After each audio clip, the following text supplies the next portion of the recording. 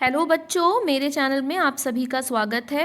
और इस वीडियो में हम पाठ 14 अंगुलीमाल का अभ्यास कार्य करने जा रहे हैं। तो ये है प्रश्नोत्तर जिन्हें हम अपनी कॉपी में करेंगे अगले आने वाले वीडियो में। अभी हम सिर्फ वो अभ्यास कार्य करेंगे जिन्हें हमें पुस्तक में ही करना है।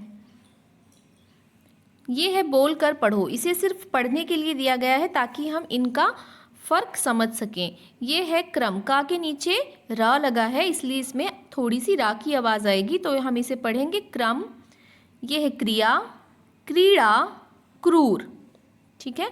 क्रम यानी सीक्वेंस में लगाना, क्रिया यानी कोई काम करना, क्रीड़ा यानी खेल खेलना, क्रूर यानी दुष्ट या जिसमें दया ना हो।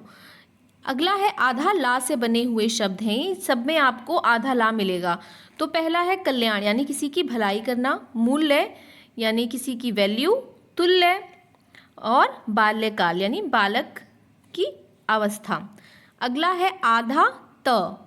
क्या क्या शब्द हैं? सत्य, त्याग, हत्या और नृत्य। तो ये सभी शब्द आधे त से बने हैं। आगे है लिखित। इसमें आपको बताना है कि किसने किससे क्यों कहा। आपको ये भी बताना है कि किसने कहा, किससे कहा और क्यों कहा। तो का क्या कहा गया है? आप जंगल से होकर यात्रा ना करें। इसको किसने कहा था? इसे मुखिया जी ने कहा था महात्मा बुद्ध जी से। तो का वाली कॉलम में हम लोग लिखेंगे किसने कहा, मुखिया ने कहा। किससे कहा था? महात्मा बुद्ध से कहा था। और क्यों कहा था? क्योंकि अंगुलीमाल वहाँ पे रहता था और वो बहुत ही खतरनाक डाकू था, इसलिए उन्होंने कहा था। तो हम यहाँ लिख देंगे अंगुलीमाल के कारण। खा है मूर्ख। क्या तुम्हें मुझसे डर नहीं था? ये किसने? अंगुलीमाल ने कहा था महात्मा बुद्ध से। क्यों कहा था?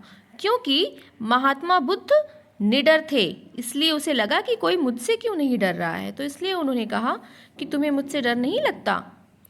अगला है ग। क्या ये कैसे हो सकता है? क्या ये कैसे हो सकता है? ये किसने कहा था? अंगुलीमाल ने कहा था। जब महात्मा बुद्ध ने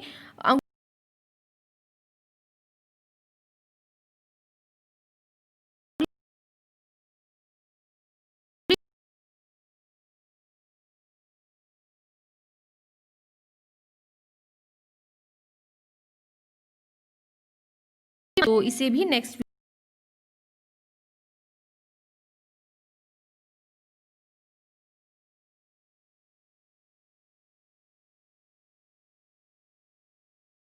रेखांकित है, जिसकी जो अंडरलाइन है उसकी जगह पे हमें उसके जैसा मिलता जुलता अर्थ वाला शब्द लिखना है।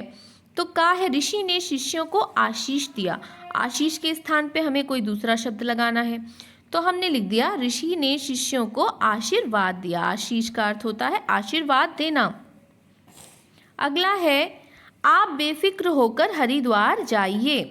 अब यहाँ पे हमें किसकी स्थान पे दूसरा शब्द लगाना है? बेफिक्र के स्थान पर। तो अगला है आप निश्चिंत होकर। ठीक है, बेफिक्र के स्थान पे हमने लिख दिया निश्चिंत होकर हरिद्वार जाइए।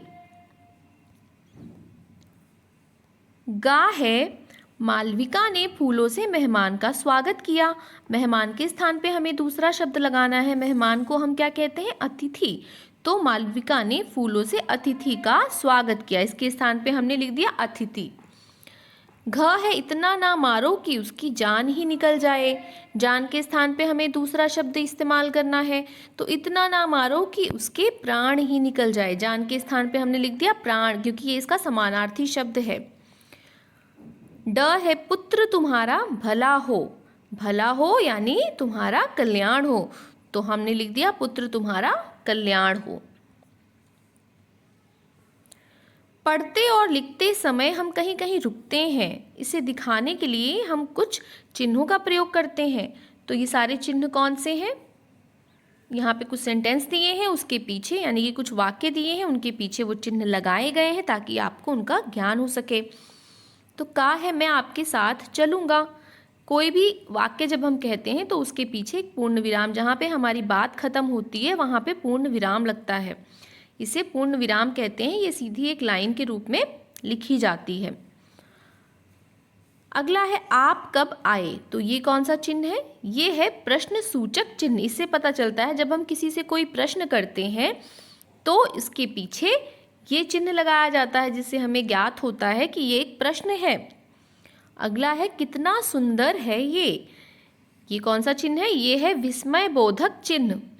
जब हमें किसी बात से बहुत हैरानी होती है या बहुत अच्छा लगता है या बहुत खुशी होती है, तो हम जब किसी बात को इस तरह से कहते हैं तो उसमें ये विस्मय बोधक चिन्ह लगता है। जैसे कितना सुंदर है ये, तो इसमें क्या लगेगा? विस्मय बोधक चिन्ह। इसमें एक सीधी लाइन होती है और उसके नीचे एक बिंदी होती है। अगर आप सिर्फ लाइन डालेंगे तो वो पूर्ण विराम होगा।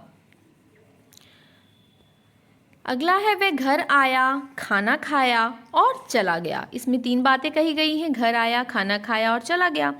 तो इनको अलग करने के लिए बीच में कॉमा लगाया जाता है या और लगाया जाता है। हम बार बार और नहीं बोलेंगे। वह घर आया और खाना खाया और चला गया, और सिर्फ आखिरी वाले में लगाया जाता है। बीच में हमें ये अल्प विराम लगाया जाता है, इसे कहते हैं अल्प विराम। तीसरा है वाक्यांशों के लिए एक शब्द लिखो। जो हिंसा करता है उसे क्या कहते हैं? उसे कहते हैं हिंसक। जिसके आने की तिथि निश्चित ना हो, हमने अभी भी पढ़ा कि जिसके आने की तिथि निश्चित नहीं होती है उसे अतिथि कहते हैं। जो दूसरों को लूटता मारता है उसे क्या कहते हैं? उसे डाकू कहते हैं। जिसमें ज़रा भी दया ना हो उसे क्रूर कहते हैं। सेवा करने वाले को क्या कहते हैं? सेवक। विलोम शब्द के सामने सही का चिन्ह लगाओ। तो आपको इसमें से जो विलोम शब्द है उनके सामने चिन्ह लगाना है। मूर्ख, मूर्ख का उल्टा क्या होता है? मूर्ख तो बेवकूफ़ को कहते हैं, तो ये समानार्थी हो गए। तो इसका विलोम शब्द यानी कि उल्टे अर्थ वाले, जिनका अर्थ उल्टा होता है, तो इसका अर्थ जो उल्टा होगा यानी विलोम शब्द होगा वो है बुद्धिमान। पाप, पाप का उल्टा होगा या विलोम शब्द होगा पुण्य। भयभीत, भयभीत यानी डरा हुआ होना, भयभीत यानी डरा हुआ होना। इसका डरपोक नहीं होगा, इसका होगा निर्भय, जो किसी से नहीं डरता। निडर भी हो सकता है, लेकिन सेम इससे अपोजिट अगर हमें चाहिए तो निर्भय होगा। अधिकार क्या होता है? किसी चीज़ पे हमें होने का अधिकार, तो इसका उल्टा क्या होगा? कब्जा कर लेना। अब है वाक्य बनाओ। अब आपको यहाँ पे कुछ शब्द दिए हुए हैं, आपको इनसे वाक्य बनाना है। पहला है आंखें खोलना। तो हमने इसका वाक्य बनाया है, अध्यापक की बात ने छात्र की आंखें खोल दी। इसके स्थान पे आप कुछ भी लिख सकते हैं, कोई भी वाक्य बना सकते हैं, बस उसका प्रयोग सही होना चाहिए। दूसरा है राह दिखाना। हमारे बड़े हमेशा हमें सही राह दिखाते हैं, है ना। भेंट करना, भेंट करना यानी किसी से मिलना। पिताजी अध्यापक से भेंट करने गए। ठीक है, और यहाँ पे इन चित्रों को देखकर आपको कहानी बनाकर सुनानी है। तो यहाँ पे हमारी बुक की एक्सरसाइजेस कंप्लीट हो जाती हैं। अगले वीडियो में हम क्वेश्चन आंसर्स जो कॉपी में करने हैं, प्रश्नोत्तर, वो कर लेंगे। So thanks for watching.